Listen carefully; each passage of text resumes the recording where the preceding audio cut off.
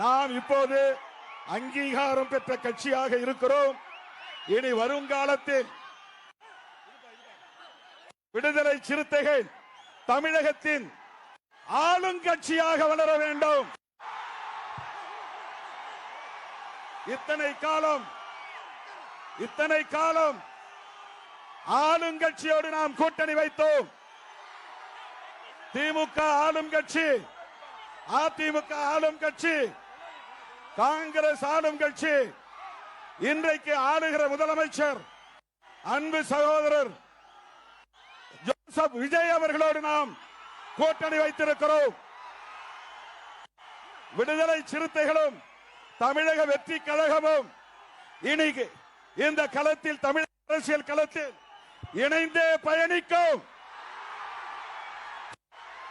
விடுதலை சிறுத்தைகளும் ஆளும் கட்சியாக பரிணமிக்கும்.